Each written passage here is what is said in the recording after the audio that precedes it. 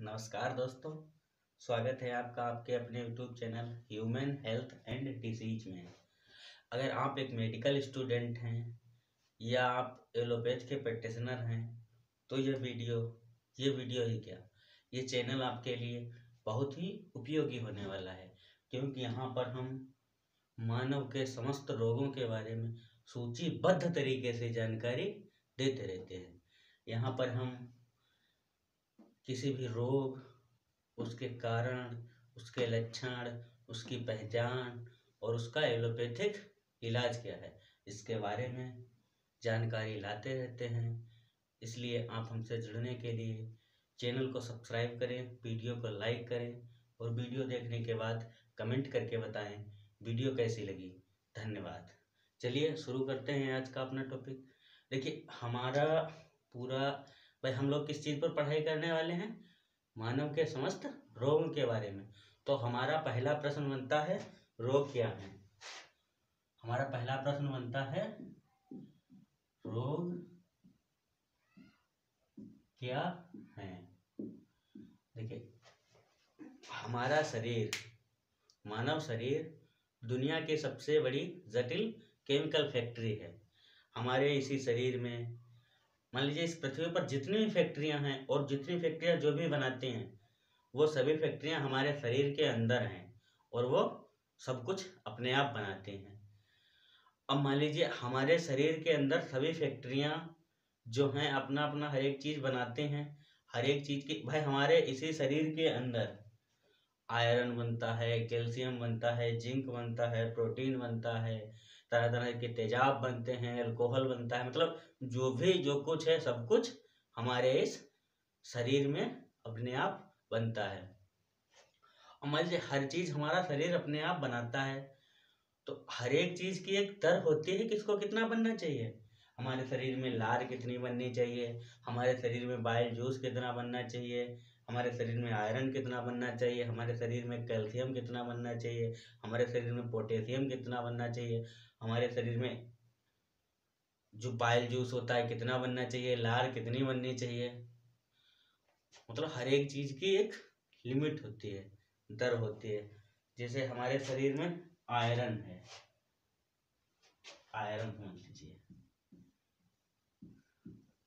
Iron की हमारे शरीर में मैक्सिमम लिमिट होती है कि प्रत्येक व्यक्ति में प्रतिदिन 15 से 18 ग्राम आयरन बनना चाहिए। कितना बनना चाहिए? 15 से 18 ग्राम प्रतिदिन हमारे शरीर में बनना चाहिए। हमारे आइए आयरन क्या है? हमारे शरीर में एक ऐसी फैक्ट्री है जो आयरन बनाती है। हमारे शरीर की फैक्ट्री को प्रतिदिन कितना? 15 से 18 ग्राम ही आयरन बनाना चाहिए। दूसरे जैसे मान लीजिए ऐसे हर एक चीज की एक दर होती है। कैल्शियम रख लीजिए, कैल्शियम कितना? 1 ग्राम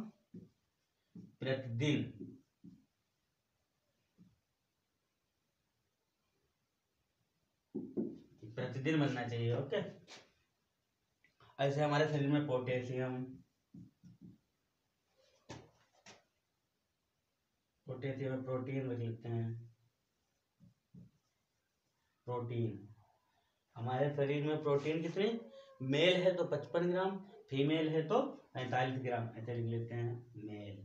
मेल कितना? 55 ग्राम, फीमेल में कितना? 45 ग्राम कितना प्रतिदिन।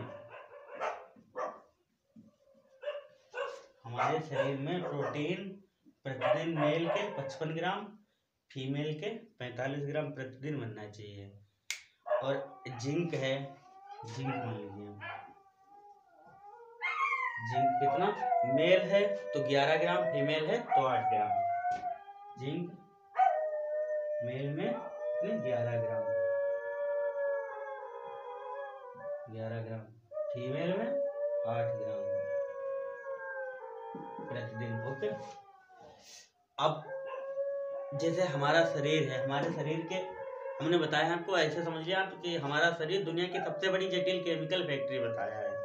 तो ये सभी फैक्ट्रियां भाई हमारे शरीर में सब कुछ बनता है। हमने कुछ ही चीजें एग्जाम्पल के लिए लिखी हैं, बाकी हमारे शरीर में आप आयरन, कैल्शियम, मतलब जो भी इस फैक्ट्री में, इस पृथ्वी पर जितनी फैक्ट्रियां हैं, जो भी बनाती हैं, सब कुछ हमारा शरीर बनता है। इसमें लार बनती है, बाइल जूस बनता है, मतलब सब कुछ बनता है। अब हर एक चीज की एक दर होती है कि हमारे फैक्ट्री को खून जो है आयरन प्रतिदिन 15 से 18 ग्राम बनाना चाहिए। अब ये ज्यादा बनाने लगे तो ज्यादा हो जाएगा, और ये कम बनाने लगे तो कम हो जाएगा। तो दिक्कत, ये भी दिक्कत, ज्यादा हो जाए तो भी दिक्कत, कम हो जाए तो भी दिक्कत। अब मान लीजिए हमारा मुंह में लार बनती है, हमारे लार क्या है, हमारे मुंह में लार बनती है, ये लार क्या है? हमारे शरीर के अंदर एक ऐसी फैक्ट्री है जो लार बनाती है। अब ये अगर ज्यादा लार बनाने लगे तो भी दिक्कत हो जाएगी। ज्यादा लार बनेगी तो क्या होगा, लार चूने लगेगी, यहाँ पर बांध के ऐसे अच्छा घूमोगे, रुमाल बांध, भाई रुमाल बांधना पड़ेगा, दिक्कत हो जाएगी, लार ऑटोमेटिक अपने आप चूने लगेगी, ये दिक्कत हो जाएगी। और यदि हमारे शरीर में लार कम बने तो हमारा डाइजेशन, हमारा खाना सही से हजम नहीं होगा, तो भी हमको दिक्कत हो जाएगी। यदि हमारे शरीर में लार बने ही ना तो क्या होगा, कुछ खा पाएंगे हम? भाई अगर लार ही नहीं बनेगी तो मान लीजिए कोई चीज आपने खाई और उसमें, भाई कोई चीज खाते हैं उसमें लार मिलती है तभी तो अंदर जाती है।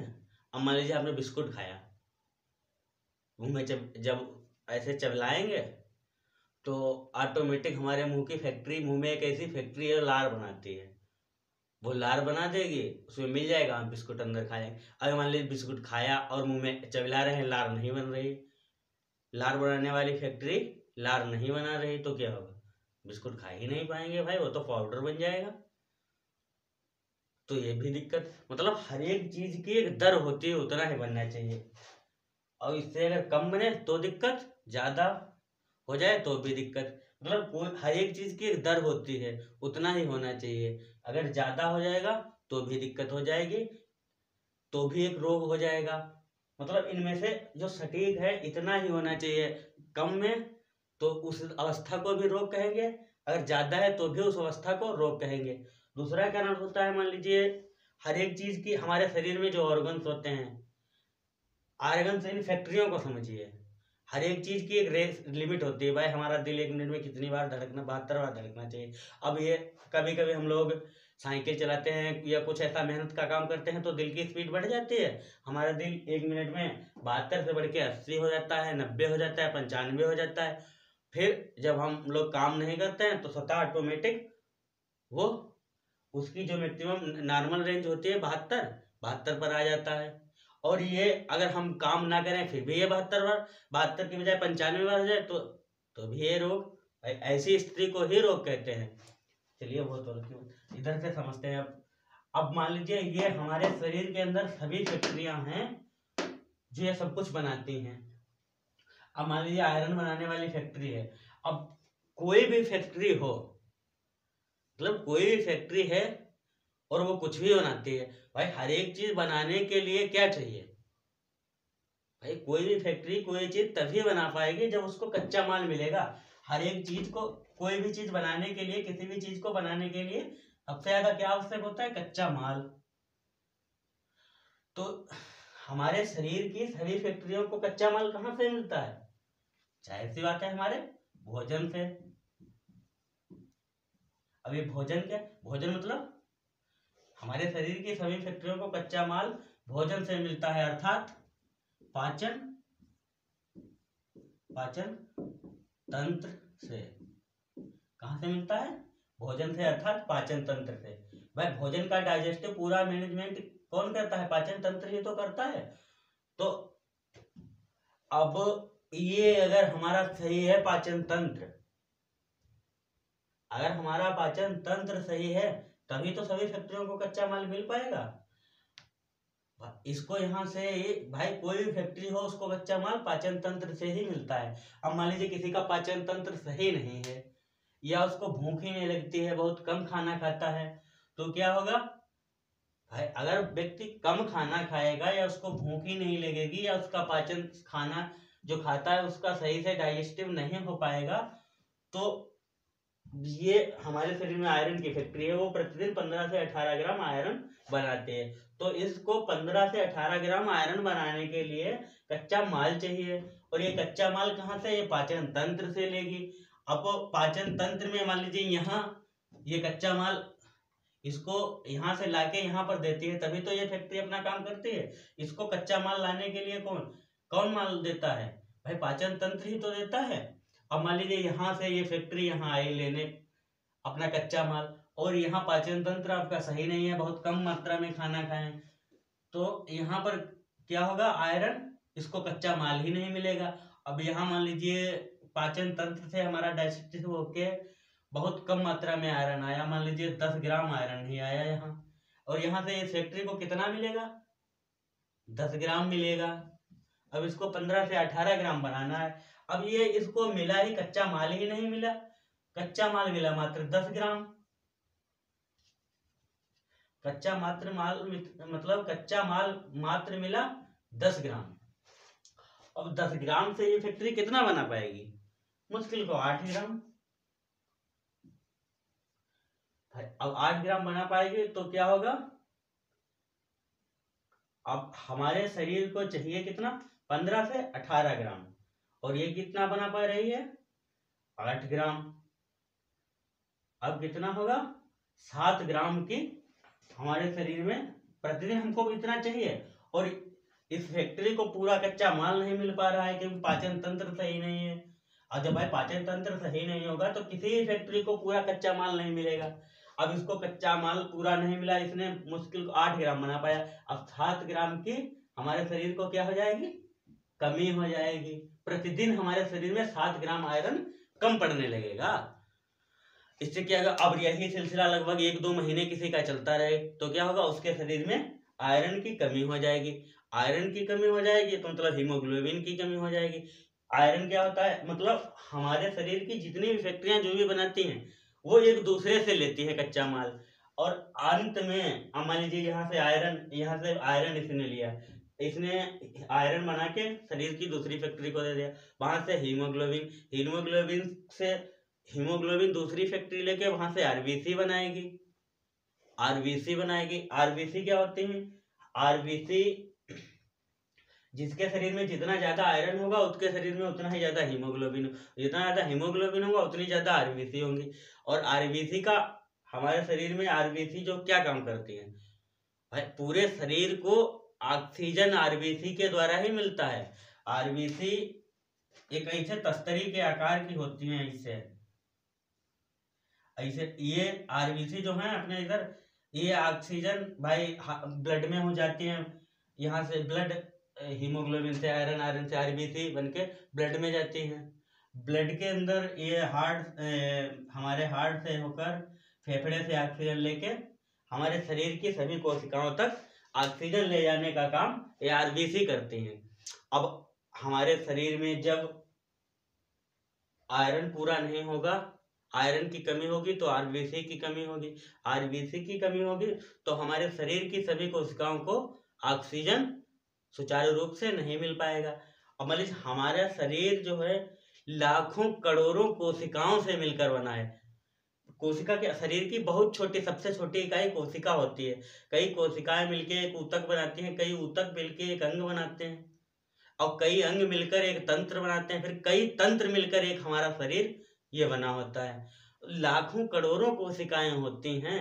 अब लाखों करोड़ों कोशिकाओं को ऑक्सीजन ले जाने के लिए लाखों करोड़ों आरबीसी होनी चाहिए, और हमारे शरीर में यदि आयरन की कमी है तो हीमोग्लोबिन कम होगा, हीमोग्लोबिन की कमी है तो हमारे शरीर में आरबीसी की संख्या में कमी होगी, और आरबीसी कम होगी तो हमारे शरीर के किसी भी अंग को पूर्ण रूप से ऑक्सीजन नहीं मिलेगा, और किसी को पूर्ण रूप से ऑक्सीजन नहीं मिलेगा तो वो अंग ठीक प्रकार से काम नहीं करेगा। तभी देखेंगे अब किसी के शरीर में आयरन की कमी हो जाए, कहीं हाथ पैरों में झंझनाहट, कहीं हाथों में झंझनाहट, क्योंकि भाई वहां पर सही से ऑक्सीजन नहीं पहुंच रही है। तो ये सभी दिक्कतें आई क्यों, अब मान लीजिए हमारे शरीर में आरबीसी की कमी आई क्यों, क्योंकि हमारे शरीर में हीमोग्लोबिन कम था। हीमोग्लोबिन क्यों कम था, क्योंकि आयरन की कमी थी। आयरन की कमी आई क्यों, क्योंकि हमारी आयरन बनाने वाली फैक्ट्री को कच्चा माल पूरा नहीं मिला, इसलिए तो आयरन की कमी आए।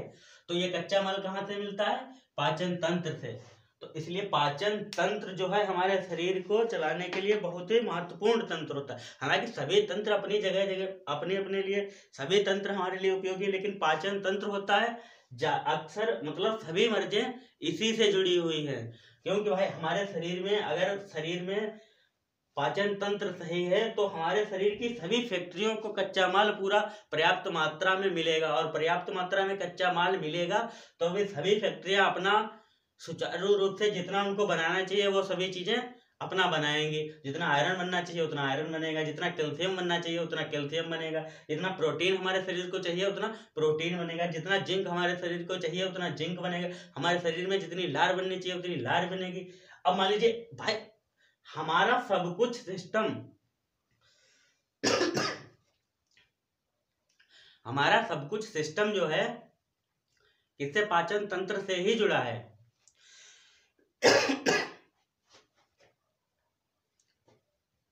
भाई हमारा सब कुछ सिस्टम हमारे पाचन तंत्र से ही तो जुड़ा है, क्योंकि कच्चा माल तो पाचन तंत्र से ही मिलता है। अब मान लीजिए अब आरबीसी हैं, अगर इनके भाई पाचन तंत्र सही नहीं है तो आरबीसी कम होगी। अब हमारे शरीर में हर एक चीज खाने से ही बनती है। अब आरबीसी की कमी है संख्या में, तो आरबीसी की जब संख्या में कमी होगी तो उनकी मृत्यु दर भी कम होगी, और मृत्यु दर कम होगी। भाई हमारे शरीर में बाइल जूस बनता है, ये हमारा लीवर जो है बाइल जूस बनाता है, जो खाना हमारा भोजन को हजम करने पचाने में सबसे ज्यादा मुख्य योगदान होता है। क्योंकि हमारे जब स्टमक में भोजन जाता है तो उसमें तेजाब मिलता है अर्थात एसिड मिलता है, और शरीर को एसिड नहीं चाहिए, भाई तेजाब थोड़ी ना शरीर हजम कर पाएगा। क्षारीय हो जाए तो उसको अम्लीय हो जाता है, तो उसको क्षारीय बनाने के लिए क्या बाइल जूस मिलाया जाता है। और ये अगर आरबीसी जो हमारे शरीर की मृत आरबीसी होती हैं वो कहाँ स्टोर होती हैं, हमारे शरीर की आरबीसी 120 दिन हमारी आरबीसी का कितना जीवन काल होता है, 120 दिन का। 120 दिन हमारे शरीर में आरबीसी 120 दिन जीवन काल होता है। ये मरने की इनकी मृत्यु कहाँ होती है, प्लीहा में। लीवर के पास एक अंग होता है प्लीहा, उस प्लीहा में इनकी मृत्यु होती है। और इनके अब भाई प्लीहा में लीवर में इनको दफनाया तो जाता नहीं है, ना ही जलाया जाता है, फिर इनका होता क्या है, इन्हीं को लीवर पीस करके बाइल जूस तैयार करता है। अब भाई इनकी संख्या में कमी आने से इनकी मृत्यु दर कम होगी, इनकी मृत्यु दर कम होने से शरीर जो लीवर हमारे शरीर में जो लीवर है जो बाइल जूस तैयार करता है उस बाइल जूस की कमी आ जाएगी। तो मतलब सभी दिक्कतें जुड़ी तो हमारे इसी से, क्योंकि भाई हर एक चीज बननी है उसके लिए कच्चा माल तो पाचन तंत्र से ही मिलेगा। मान लीजिए पाचन तंत्र क्या होता है, समझिए मोटरसाइकिल जो होती है, ऐसे मोटरसाइकिल उसमें एक ऐसा पाइप नली लगा रहता है जो पेट्रोल टंकी से इंजन तक पेट्रोल ले जाने का काम करती है।